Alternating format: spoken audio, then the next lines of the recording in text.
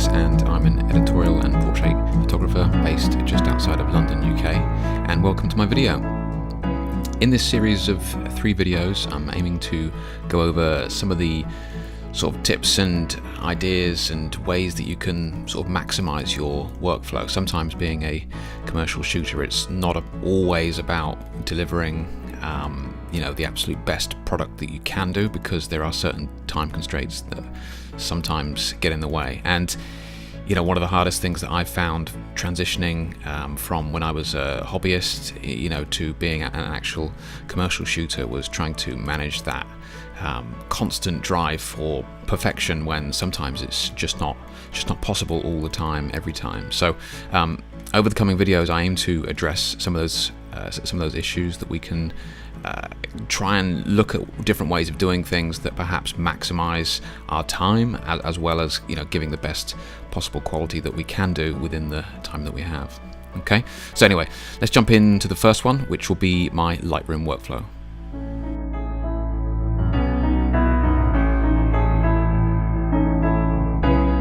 Okay, so here we are in Lightroom, and obviously first things first, we need to actually import our files.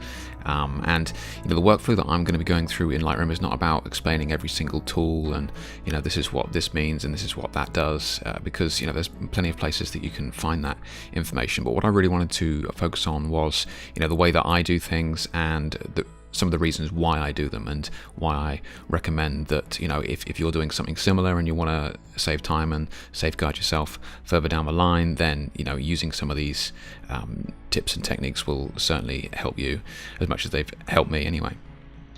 So first off, we want to import. So there's a couple of ways you can do that, but for me, I just find it easiest just to go into the file and then import photos and videos. Okay, and then it's going to open up this screen here, and we just need to, on the left hand side, just search for the images that you're looking for. So in this instance, we're going to import these. Some of these are grayed out because I've got this ticked here, which is don't import suspected duplicates. I'm going to import them all. I know that it's going to duplicate itself, but that's absolutely fine.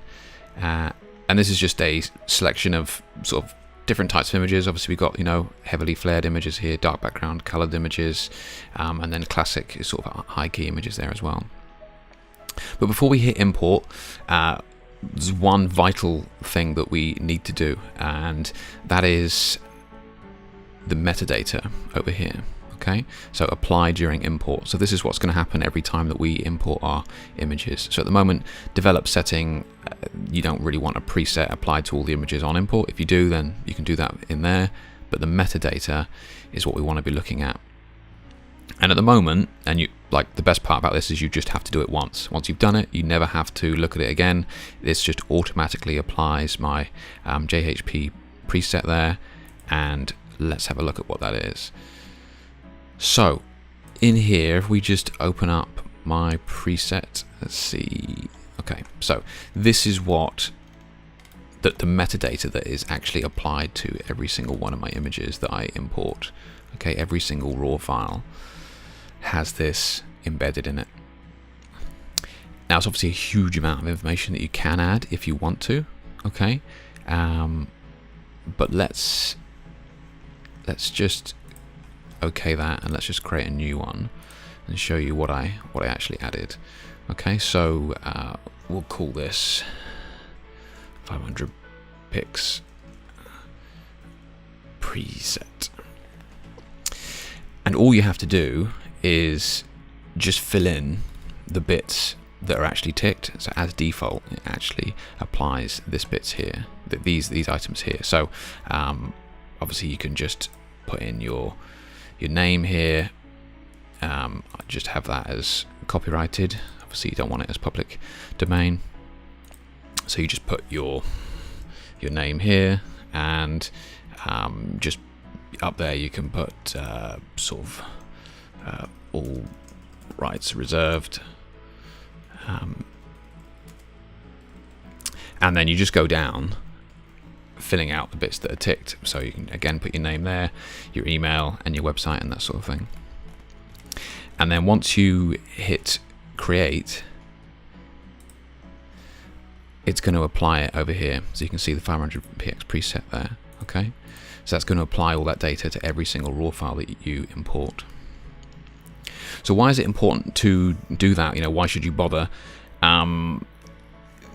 I don't know about the rest of the world. I know in the UK 2 or 3 years ago, the copyright law actually changed here, in that with digital imagery online and that sort of thing, if a client used one of your images online and they could legally prove that they searched for your for you to, like, okay, I found this image online, I want to use it, I couldn't find the owner of it, oh well, I'm going to use it anyway.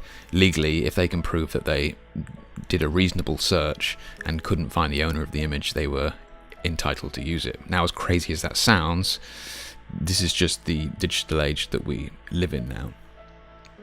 So if you embed your metadata in there, then it's obviously a lot harder for them to dispute that claim. Well, it's like, well, my metadata is actually in the file. All you had to do was check the file data, and you could have easily contacted me. So this is safeguarding yourself not only for now, but next year, 5 years, 10 years down the line, when all your images are slowly stacking up on the internet, it becomes a lot easier for people to be using your images without your knowledge. Now, some of you may say, well, it obviously strips the metadata on certain websites, and yes, it does. Some social media websites do strip metadata for legal reasons, and I understand that.